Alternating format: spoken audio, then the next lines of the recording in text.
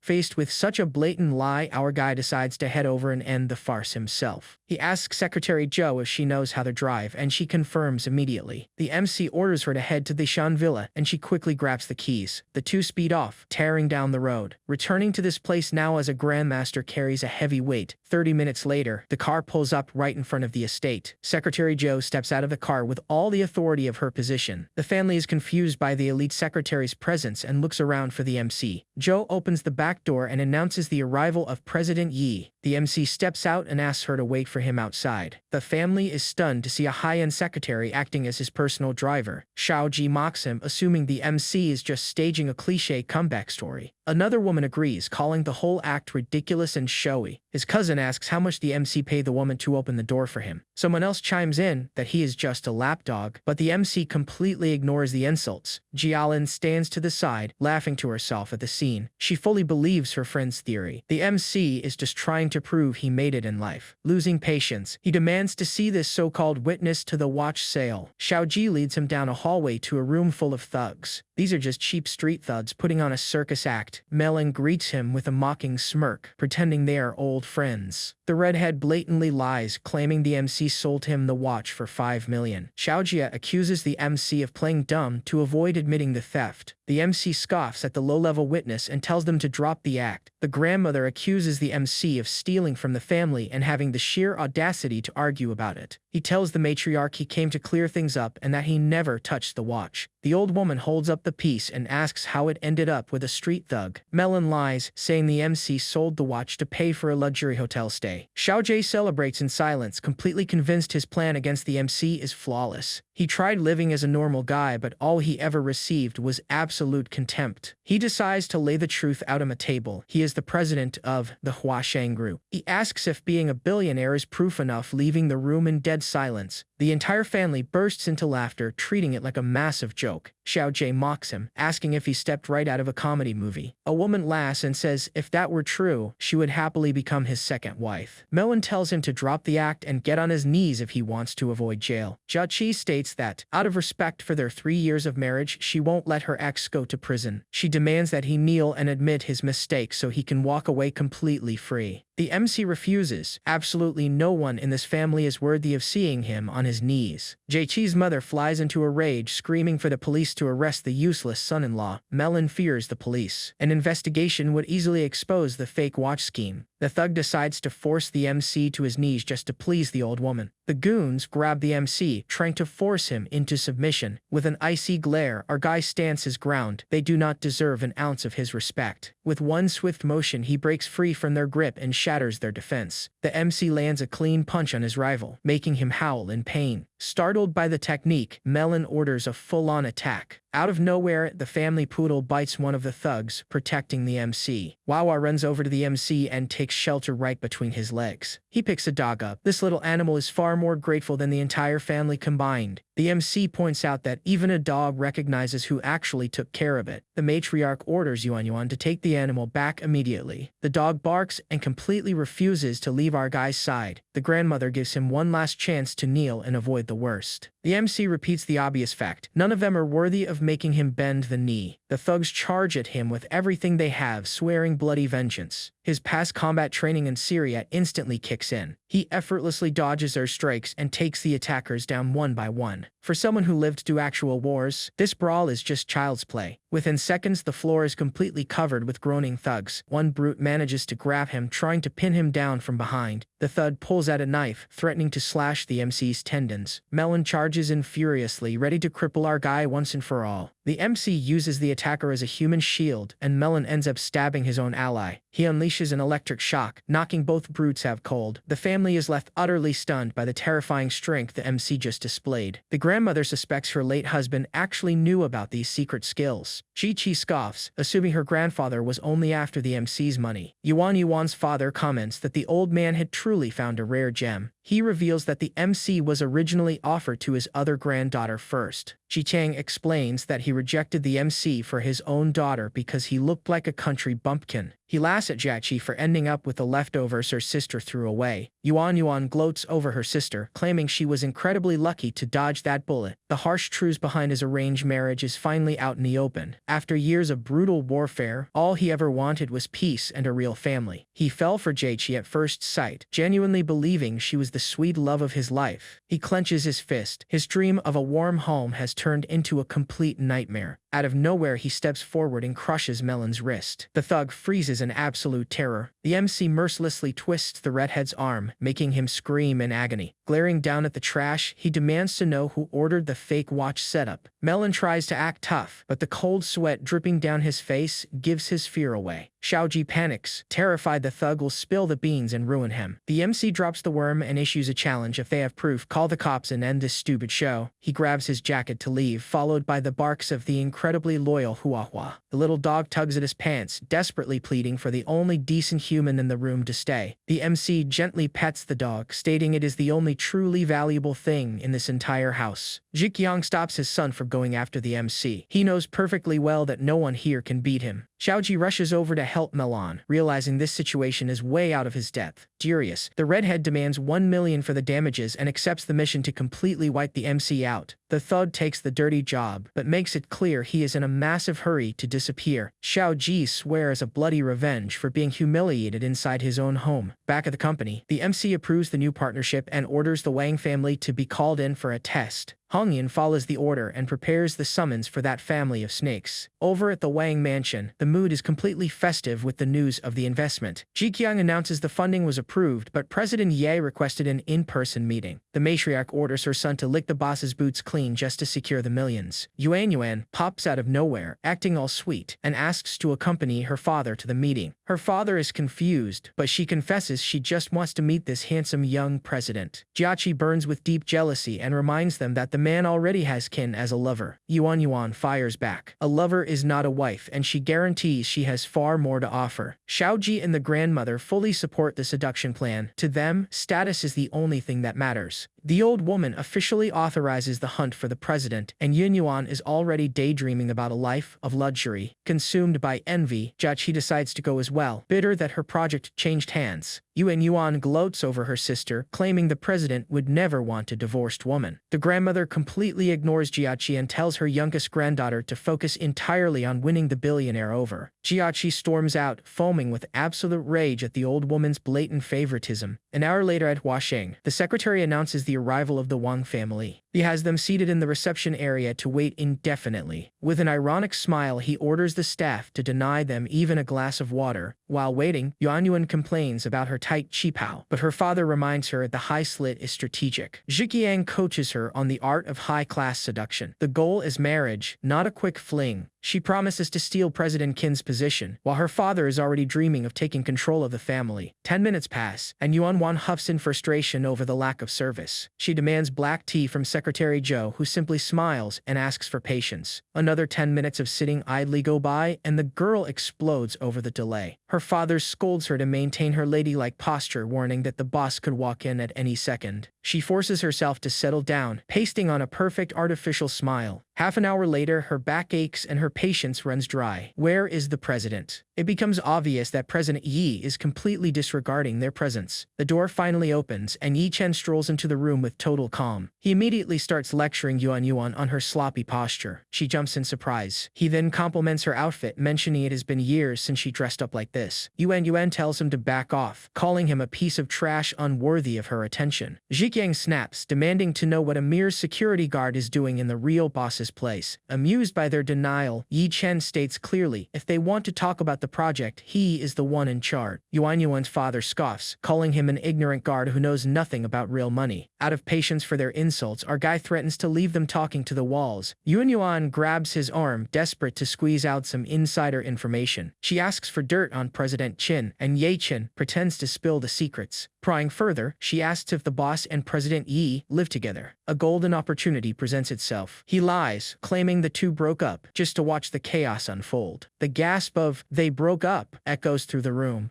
sending father and daughter into pure ecstasy. Yuanyuan praises the heavens for this luck. Her extreme joy is visibly bizarre. The girl switches back to her ladylike posture, already acting like she owns the whole company. She awkwardly forces intimate nicknames on Yi Chen, trying to sound like family. Zhiqiang points out that since he works there, he now owes his absolute obedience to his future boss. He is already planning his daughter's wedding with the president, uniting the families once again. Ye Chen questions her confidence, and the girl swears it is impossible for the president to resist her. She brings up her grandmother's $1,000,000 bracelet, suspecting it was a gift from President Ye, feeding her delusions. Ye Chen confirms it. The gift really did come from President Ye. Yuanyuan nearly explodes with happiness, absolutely certain she has a billionaire admirer. Father and daughter exchange victorious looks, convinced the big fish is already on the hook. Zhiqiang is already acting the part of father-in-law to the most powerful man in Yuncheng. Their naked greed is sickening. He leaves them completely immersed in their own delusion. Out in the hallway, Jia Qi is looking for the president, but Ye Qin tells her he is busy. He describes the current visitor as a cheap flirt, deliberately stoking his ex-wife's anger. Ji-Chi boils with jealousy, ready to storm into the office and teach the cheap woman a lesson. Her father holds her back, begging her not to ruin her image in front of the billionaire. Ye Chen tells them all to sit and wait, walking away with a smirk. 5 minutes later, the secretary dismisses the Wangs, citing an unforeseen issue with the boss. The harsh rejection leaves father and daughter completely stunned and full of doubts. Zhiqiang tries to secure a new appointment, but Secretary Zhou firmly escorts them to the exit. Out on the street, Yuanyuan calls her mother to call an emergency meeting at the mansion. Over at the luxurious Sishan villa, tension hangs heavy in the air. Ji-Chi demands to know if the contract was signed, but her cousin claims the news is even better. Yuanyuan announces that the $10 million